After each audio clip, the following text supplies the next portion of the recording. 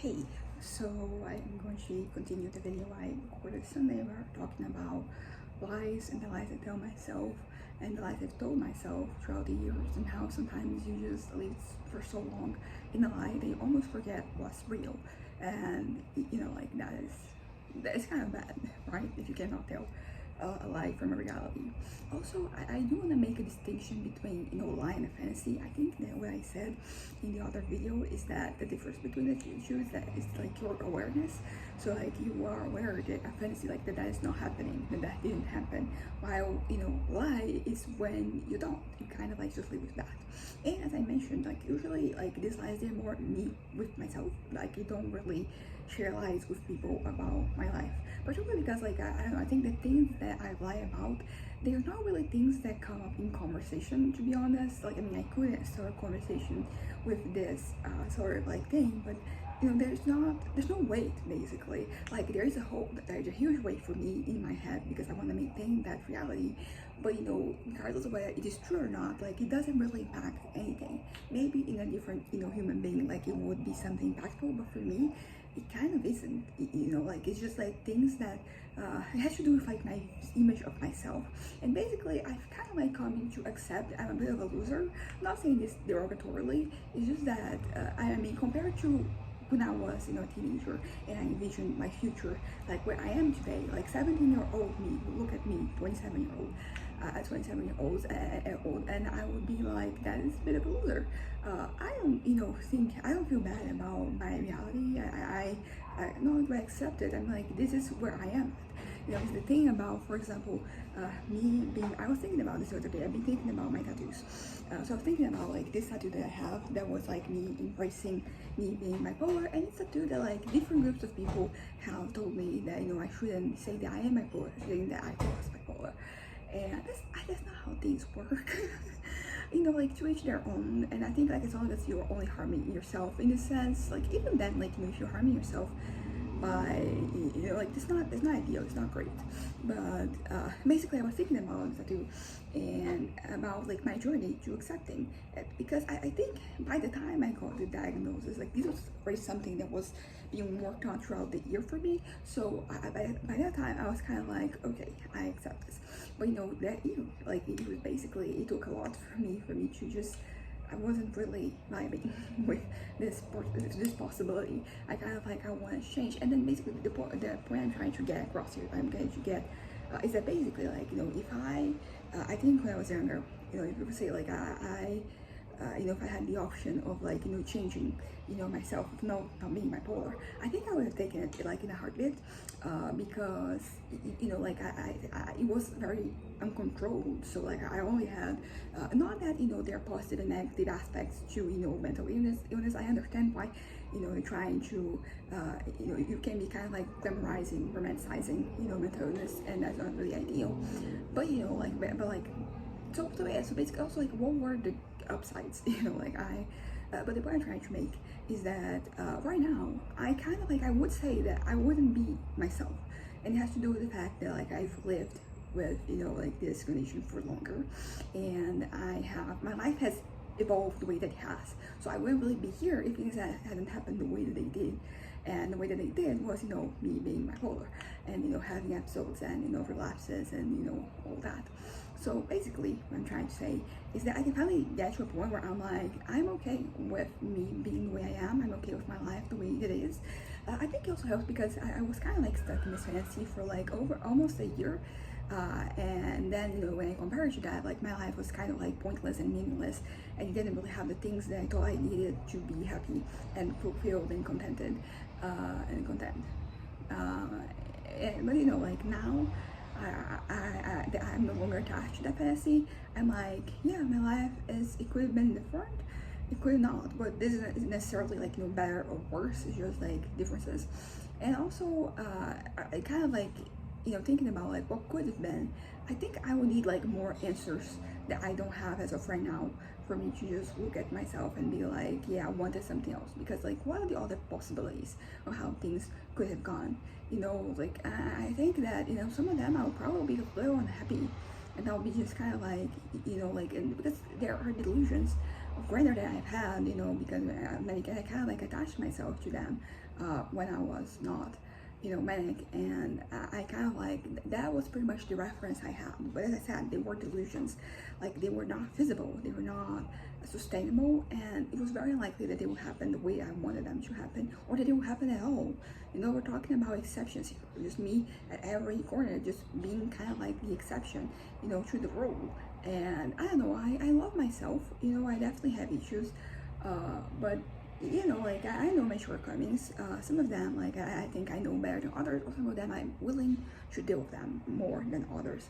But it's all kind of like the same, because it is who I am. Like, I mean, I'm not saying this in a way of like just accepting whatever and not really trying to change. Like, no, I always, if I can change, if I can improve, of course I will. I mean, change in terms of improvement, because you can change for the worse. So there's that. But it's just that I'm, like, I come to accept where I am. It's not perfect. You could even argue, depending on the situation, it's not even ideal. But it's what I have.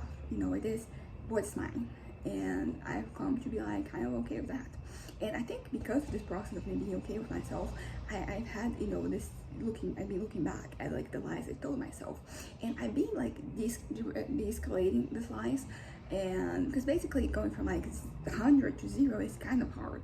So I've been kind of like circling what is true and what is not. And it's interesting because I feel like around the edges I'm like doing okay with just like accepting reality. It's only like the middle that there's still like some embellishments, but I think that at this pace I will accept reality sooner or later. It's kind of hard because I'm not gonna lie, like accepting the entire truth. I'm thinking about one particular situation, one particular facet of my life, like accepting the whole truth. Like, I'm like, do I even want that? Which is another thing that you have to kind of like think about when you're just trying to deal with your lies, because there's a reason why you lie. There's a reason why there is there's a weight there, as I already said. So you're afraid to so you have to understand what exactly is this weight and how like it impacts you, because like these lies are basically like me presenting myself as a better version. Some of them are just like omissions or adding a little bit, but some of them are just straight up bullshit. But I think that the ones they're kind of like just full of embellishments, like they're easier to do because you just have to remove some of like the extra stuff that is there. One it is just a straight up lie, like that is kind of like hard. I think that in a way you would seem that it would be easier for you to deal with like the with the straight up lies, because there's nothing there. But I find them to be harder because I think I work more on them to create the scenario in my head of who I was and where I've been, that wasn't necessarily supported by the truth. I don't really know. Yeah, but I will say that in one of like the situations that I've been trying to de-escalate the lies, I went from like 100 to like 30, 1% to 30%, which is huge for me. But like 30 is still kind of like a lot because I want to get to 0. But that's the thing, do I really want to get to 0? Because then I have to accept that this was my life, and that is kind of sad. Not that it is inherently sad, it's just sad in comparison to the version of myself I have in my head that it's kind of like pushing all these stories. And I will say that the reason why so many of like these stories they exist is because of insecurities. I think that just lies to make myself seem smarter, cooler, like more powerful. These are kind of like the things that I sense that I'm like gravitating towards more popular, maybe. I don't know. I feel like if you ask me on like, do I want to be more popular? And it's one of those things that like actually like it wouldn't be good for me, because I still have bullshit to deal with. So if I had people yes and me, it would be bad for me. I would end up worse. Yeah, so basically, but I think that this comes like I think I'm maturing. I'm like more mature today than I was yesterday, and you can make that so on and so forth. Because I kind of like realized that I don't need to be smarter, to be cooler, to be more powerful, more popular, more assertive, more anything. Because as I said, like I'm getting to a point where I kind of like just want to make myself. And basically, a lot of stories exist because I have existed a long time just in my head. You know, a lot of like my interactions, they happen just here. I spend a lot of time just, you know, lost in my own thoughts, and that's when, you know, the scenarios are built. So, you know, it's not like sometimes I have, you know, my real life experiences disproving anything. It's just that there's nothing there, you know. And I think I mentioned this before. I feel like I don't really regret things I've done. I mean, you do sometimes, but like I regret more things I haven't done. And I think this is something that I'm like coming to accept, because, you know, I think because I regret things I haven't done, I created stories in my head, and basically you know, I'm living life through that, and that is not real. It's like that is not me being, you know, present, you know, outside of my head. But you know, I want to tell the stories because I'm, like, as I said, I'm insecure about, you know, something. Maybe I'm not insecure. It's just insecure. It's just that I don't know. Like I just wish I was a little bit different. But at the same time, like I can see the upsides of like some things not having happened. Particularly now, like I think that I can be a very confrontational person, and you know, which means that I've had more experiences that will be more, you know, room for me to be confrontational, and that might be bad because, you know, like maybe you're just, you know, using words, but if the other party, you know, it escalates, trying to violence, you know, brings knife against something. So I'm being protected by, you know, these omissions in my life, and you know, at the end of the day, no, you know, I'm gonna get this tattoo someday, probably on my shin, my calf, yeah. I think it is going to be because I have tattoos I'm gonna get this January, and then next year, you know, 2027, I'm gonna have the other two, and I'm still thinking about the images, symbols, and all that. But yeah, I think that maybe this is something I kind of like need to accept I am who I am, because sometimes historically when I've been thinking I am who I am, it has involved these stories, you know, this version of myself that I'm only in my head, you know. So like that's not a real version, you know. For me to accept myself, I have to accept that, you know, I might be a little lame and inexperienced, and you know, like not as smart as I wish I was, and that's just part of life, accepting those facts. And I think I'm like in a good path to kind of like do that.